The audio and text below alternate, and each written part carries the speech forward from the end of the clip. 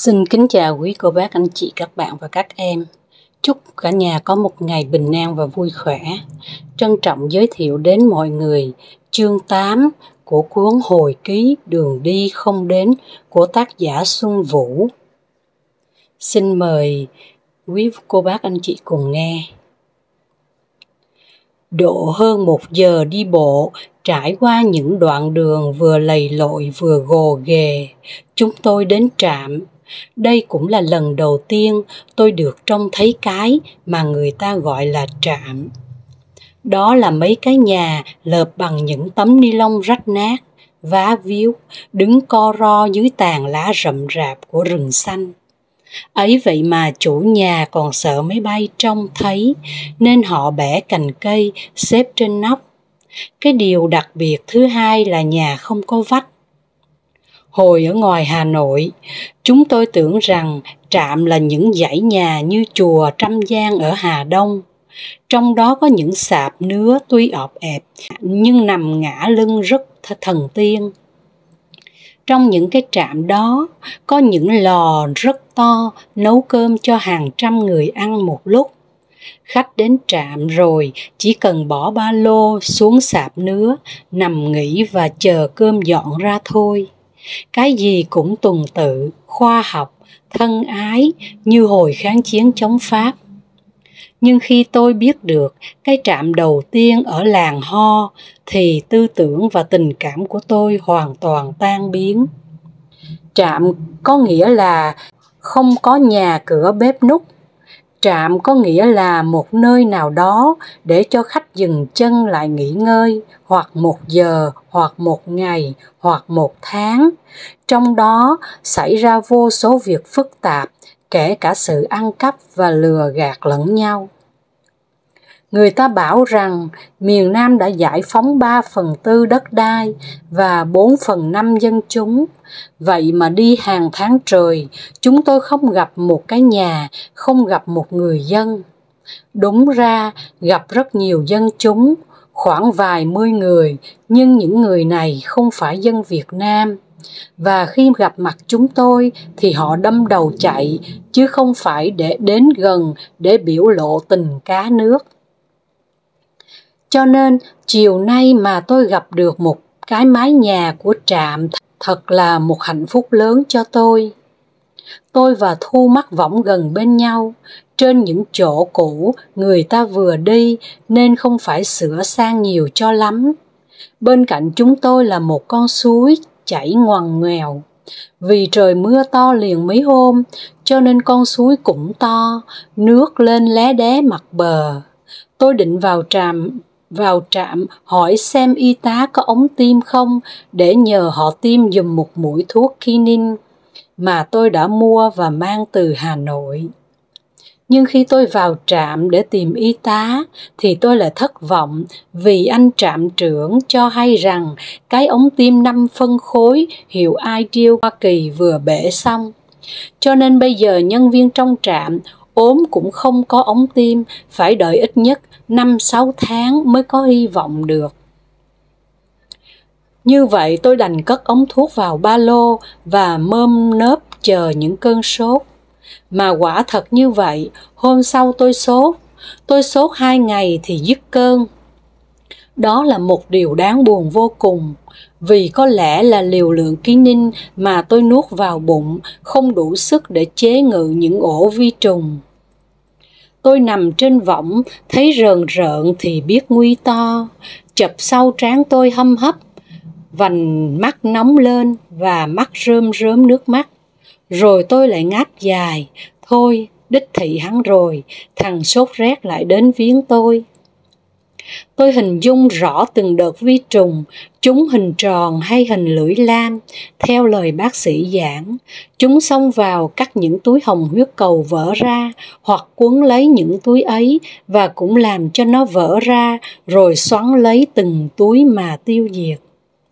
Sau cuộc ác chiến, khi hồng huyết cầu chống trả lại có kết quả, thì con người cứ en, không lên cơn hẳn. Còn khi lũ vi trùng lấn lướt hoàn toàn, thì bệnh nhân rung lên và xác hồng huyết cầu trôi bập bềnh trong máu. Vì thế sau mỗi cơn sốt, hàng triệu hồng huyết cầu bị tiêu diệt và do đó mà bệnh nhân cứ xanh mướt ra. Tôi rất bình tĩnh nhưng lại vô cùng ngao ngán, bởi vì tôi biết bản thân mình đang lao vào một cuộc chiến đấu mà tôi biết trước kẻ chiến bại sẽ là tôi. Tôi mơ màng nghĩ phen này chết thật đây. Sốt gì sốt vậy, vừa ngóc đầu dậy được 2 hôm lại ngã sốt, mà đúng là 2 hôm. Nghe người ta nói cách Nhật, hoặc sốt cái kiểu 2-3 hôm sốt một cơn như thế khó chữa lắm. Người ta ở rừng kinh nghiệm thế chứ không có sự giải thích khoa học nào hết. Tôi rầu rĩ vô cùng, tuy sốt mà vẫn suy nghĩ lung tung, nào đường đi còn quá dài, nào quê hương, nào sự nghiệp, gia đình. Nếu mà nằm lại ở đây, trên dãy Trường Sơn này, thì hiu quạnh cho linh hồn và lạnh lùng cho nấm đất quá. Nhưng bây giờ thì biết làm sao bây giờ, lỡ chân trót đã đi rồi còn biết trở lại làm sao. Trường Sơn, cái tên đó hùng vĩ thật, nghe thì thích lắm, xem ảnh thì ai cũng mê say, cảnh lạ kỳ thú. Nhưng than ôi, Trường Sơn bạt ngàn, xanh vô tận mà chẳng bới đâu ra được một lá rau. Còn nấm của Trường Sơn, nhiều người thèm quá, ăn bừa, ăn xong, lỗ chân lông ra máu, rồi học máu ra mà chết. Nước Trường Sơn uống to bụng, phải nấu thật kỹ rồi mới dám nuốt vào. Mưa Trường Sơn thì bất ngờ và dai dẳng thúi đất, thúi cả thịt da. Trường Sơn đứng về mặt dinh dưỡng thì không có gì đáng ca ngợi cả, ngoại trừ những bầy khỉ, voi và trâu rừng rất nhát, rất nguy hiểm. Tôi biết rằng con đường về là con đường đầu thai một lần nữa. Con đường về là con đường đói khát, con đường sấm sét, con đường đau khổ và gian nan, con đường dốc, con đường dài, con đường đi không đến mà rồi vẫn phải đi. Trên vai phải mang theo những sứ mạng bày đặt, không biết trao cho ai, một thứ vinh quang không có, một thứ tình cảm ái quốc giả tạo nốt, chỉ còn lại tình cảm gia đình là thực mà thôi. Bây giờ tôi nằm đây, cách Hà Nội hàng ngàn cây số, cách quê hương cũng hàng ngàn cây số, trở ra thì không bao giờ, còn đi vô thì xa quá. Đột nhiên tôi nhớ tới Lâm, một chiều nọ trên đường đi, mưa lâm râm, Lâm đi sau lưng tôi, Lâm nấc lên và nói mấy lời ngắn ngủi. Lần đầu tiên tao cảm thấy đi không tới nơi mày ơi. Và lần này thì lại đến phiên tôi phải nói câu đau buồn đó. Tôi nghe tiếng nói xì xào phía võng của Thu. Tôi nghiêng đầu nhìn sang, một người đàn ông ngồi quay lưng lại phía tôi. Ồ lạ nhỉ, sao có thằng nào vừa sấn đến mà lại trò chuyện thân mật với Thu thế kia. Kể ra nếu ở Hà Nội thì tôi không lưu luyến đến làm gì, nhưng ở đây thì không phải thế. Tôi đang chỉ huy một người con gái mà cô ta lại đẹp nữa thì đâu có phải là chuyện chơi. Cho nên tôi phải biết sử dụng cái quyền hạn của tôi chứ. Nếu chàng đó là một trong toán giao liên thì hay lắm, còn nếu là một kẻ nào khác mà mình chẳng có sơ múi gì được thì cho hắn lui ngay. Nghĩ vậy tôi bèn gọi, Thu, sang anh Bảo nè em. Tôi cũng không nhớ là tôi bỏ tiếng cô mà dùng tiếng em đối với Thu từ bao giờ. Tự nhiên hai bên xưng hô một cách thân mật. Mới nghe và nhìn hai người chúng tôi đi cặp với nhau, người ta có thể nghĩ đây là vợ chồng. Ý nghĩ này mới ban đầu không lấy gì làm cho tôi thú vị. Hơn nữa, Phương mới rẽ xuống khu 5 chưa đầy 2 tuần. Nhưng lần này sự xuất hiện của hai anh giao liên làm cho tim tôi thỉnh thoảng lại đập nhịp bất thường. Cho nên khi trông thấy gã đàn ông kia thân mật với Thu thì chẳng trách gì tôi hơi bồn chồn. Thu nghe tôi gọi thì quay lại. Trong gương mặt tươi cười của Thu, tôi càng không vừa lòng chút nào hết. Tại sao tôi sốt nằm đây mà Thu lại vui được? Thu không chạy đến tôi như mọi lần, Thu chỉ nói vọng sang. Anh Việt đây này. Việc nào? thì đoàn mình có mấy việc. Nghe nói đến cái tên Việt, tôi muốn sởn da gà. Bây giờ lại nghe hắn còn ở lại trạm này và gặp Thu thì thiệt là... Sự có mặt của chàng Việt ở đây còn hơn cả sốt rét. Nếu ai muốn viết tiểu thuyết và xây dựng điển hình về một thằng ba que xỏ lá, dở trí thức, dở bần cô nông, dở nam dở bắc, quân sự ba rọi, văn chương lèm nhèm, tài ba vay mượn, đạo đức hạng bét, thì xin đến gặp anh này.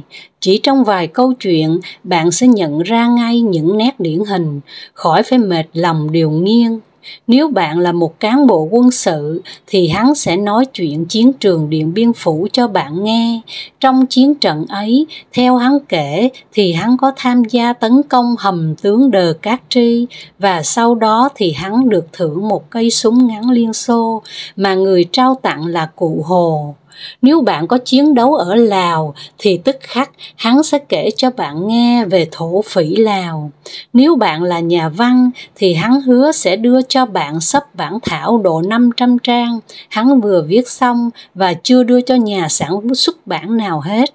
Hoặc khoe rằng Nguyễn Tuân vừa mời hắn tới nhà chơi hôm qua để khen hắn về một bài nào đó của hắn sắp sửa ló ra trên báo. Hắn biết Thu đau chân đi sau nên hắn sụt lại ở trạm này để chờ. Bây giờ thì hắn đang nói chuyện với Thu. Thu nói chuyện một chốc rồi chạy sang tôi. Tôi hơi hờn, chả là mình cũng có hơi khó chịu vì sự thân ái đó mà. Tôi nhắm mắt lại và vờ nằm mê. Nhưng Thu đã lắc vai tôi gọi rối rít. Anh ngủ à? Anh vừa gọi em có việc gì thế? Anh cần gì không? Tôi mở mắt ra, chập chờn trước mắt tôi là một người con gái. Chỉ hương tóc thôi cũng đủ làm cho tôi tỉnh hẳn lên rồi. Thu nom sát mặt tôi và chìa ra một vật gì ngon lành. Anh có đắng miệng thì ngậm cái này nè. Rồi Thu dúi vào tay tôi không nhìn cũng biết ngay là một chiếc kẹo. Trời đất, ở chốn này mà có một chiếc kẹo cầm trong tay. Đâu phải là chuyện đùa, mà dám cho người khác một chiếc kẹo như vậy lại là một chuyện phi thường hơn nữa. Cái này em vừa móc túi của anh Bảy Việt đó. Thu nói anh Bảy Việt với giọng chế giễu và khinh miệt. Thì ra Thu đã thi hành cái chính sách của tôi rất kết quả. Tôi nghe cơn giận hơi nguôi nguôi và thấy mình thật vô lý. Thu vui vẻ nói, em đoán anh ta còn nhiều thức ăn trong ba lô lắm. Anh nằm đấy để em xem nhé, thế nào em cũng moi cho bằng được. Nói rồi Thu vội vã ra đi. Tôi nhìn Thu đi mà lòng buồn vô hạn. Thu là một người con gái rất đoan trang, tuy ở văn công nhưng không bị tai tiếng gì. Tính tình Thu rất phóng khoáng nhưng rất mực thước. Người lạ mới biết Thu tưởng cô gái này bở xơi lắm. Bây giờ theo tôi đạo diễn và có lẽ Thu thấy là hợp lý, Thu phải đưa những sự độc đáo của Thu ra để câu nhử bọn đàn ông, để lợi dụng chúng từng hạt muối, từng ngụm nước trở đi để mà sống, để mà đi tới, không biết tới đâu nhưng phải đi tới đâu thì tới. Kể ra thì cũng hạ mình quá, nhưng nếu không như vậy thì khó tìm được những thuận lợi để phục vụ cách mạng. Nghĩ như vậy mà tôi an tâm và cứ dùng Thu như một món hàng quý đem ra câu người mua cho họ nhìn ngắm, nghiên cứu nhưng không cho họ mó đến bao giờ. Thu nói chuyện với anh Bảy Việt, còn tôi thì nhìn chiếc kẹo trên tay tôi. Để nhìn cho rõ hơn, tôi đưa chiếc kẹo lên tận mắt mà nhìn. Chiếc kẹo cam to bằng cái đầu vặn trục đàn màu vàng ngậy. Tôi thấy thèm.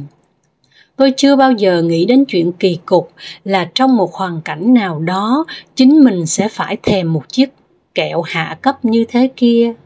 Ồ, cái lý tưởng cao đẹp quá, bây giờ tôi không còn nghĩ tới nữa. Không có gì dựng tôi dậy bằng chiếc kẹo con này. Xin mọi người hãy tin đó là sự thật. Tự nhiên tôi vuốt ve chiếc kẹo, một khối lượng đường ít ỏi chỉ đủ đánh tan chất đắng trong lưỡi tôi thôi, nhưng tôi đâu ăn chiếc kẹo đó ngay.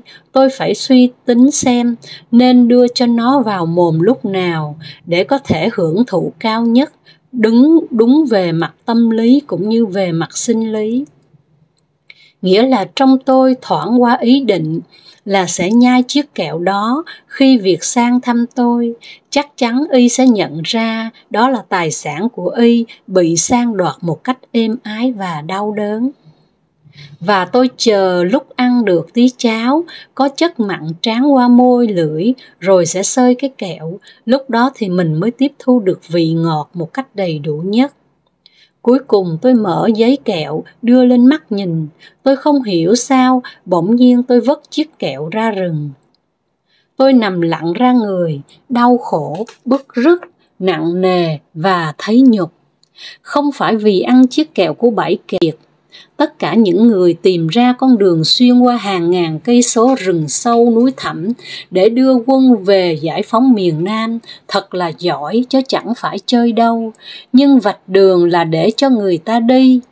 Muốn cho người ta đi một con đường dài 100 ngày thẳng thét.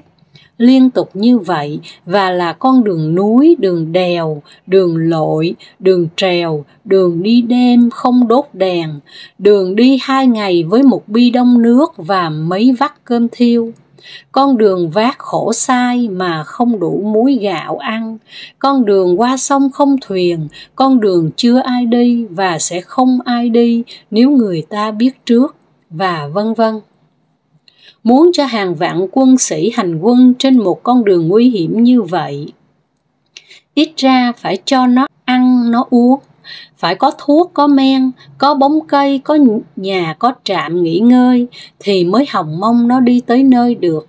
Đằng này thì không có gì cả, ngoài con đường trơ ra đó với những người dẫn đường bất mãn hà khắc, đôi khi ác nghiệt và lúc nào cũng muốn rời bỏ chức nghiệp của mình. Một con đường đầy những người bệnh liệt võng bên đường, không phải liệt giường vì ở đây không có giường. Với bom đạn máy bay không ngớt, với những toán đào ngũ trở lui do cả cán bộ tiểu đoàn lãnh đạo, với những tên bất mãn tự gây thương tích để khỏi đi tới nơi, vân vân. Một con đường như vậy bảo sao người ta vui vẻ hy sinh mà đi cho được. Trước khi đánh nhau, có lẽ người ta nên nghĩ đến 2 chuyện, phương tiện và tinh thần. Phương tiện ảnh hưởng rất lớn đối với tinh thần, nhưng tinh thần không thể thay phương tiện. Chỉ nổi cái sốt rét thôi cũng đủ đánh tan một nửa lực lượng vô Nam rồi. Vượt Trường Sơn, vai đeo ít nhất 30 kg súng đạn mà trong lưng chỉ có mỗi 1 kg muối và 10 viên ký ninh. Tôi nghĩ lại mà rùng mình. Và kia nữa, một cái hình tượng làm cho tôi nghĩ ngợi và bị cuốn hút theo, hình ảnh một chiếc xe đạp. Ở giữa rừng núi đồi dốc, đi một bước đã khó khăn mà lại có chiếc xe đạp thì chẳng khác nào người ta đem lót bộ ván gõ lót giữa chuồng gà. Sang thì cũng có sang thật, nhưng một sự sang vô ích, không cần thiết cho ai ráo trọi. Ai đã đem chiếc xe đạp đến đây vậy kìa? Nó có muốn đi không? Núi rừng này có phải là nơi hoạt động của nó không? Có lẽ người ta bảo với nó rằng đi đến đây, nhiệm vụ của nó vinh quang và thiêng liêng hơn. Nó không còn là chiếc xe đạp cọc cạch ngày 2 buổi chở người chủ đến sở làm nữa, mà nó đã trở thành một con chim đại bàng, một loài linh điểu có sức mạnh xớt cả nàng công chúa, bay đi vượt cả đại dương với đôi cánh lướt trên đầu người. Cho nên bây giờ trông thấy chiếc xe đạp nằm gục bên bờ suối, tôi chạnh lòng. Nó đã đưa rước hàng trăm chuyến trên đường này, đã từng lướt qua mặt đồng đội một cách kiêu hãnh, nhưng bây giờ nó đã trở thành mớ sắt vô dụng, không xê dịch được và can tâm nằm đây như một thứ trò hề không mất tiền cho người qua lại. Người ta đã dùng chiếc xe sắt như dùng chiếc xe người, trông thấy mà thảm thương. Khi xe rã bèn ra, tất cả bộ phận không còn dính vào nhau bằng bất cứ thứ keo nào. Đời thằng cán bộ có khác gì chiếc xe đạp kia. Nghĩ cho cùng, tất cả những kẻ sống và những kẻ không còn sống trên Trường Sơn kỳ cục này, tất cả những kẻ chết rồi và những kẻ sắp chết trên con đường này đều là những nạn nhân của một người, một vị, một ông, một đấng, một ngài hay một thằng mà thôi. Ngài ấy, đấng ấy, thằng ấy có tên mà có không tên như mọi người, có mặt mũi nhưng không ai nhận diện ra được nó. Nó khi lên tá, khi lên tàu, khi mũi lõ, khi mũi tẹt, khi nó ngã sang bên này, lúc nó ngã sang bên kia, nó giết người lên đến số triệu, xương hàng triệu người kết ghế cho nó ngồi.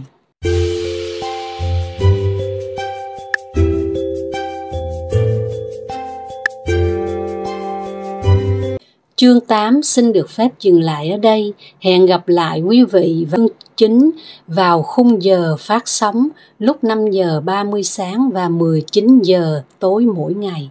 Xin chào tạm biệt.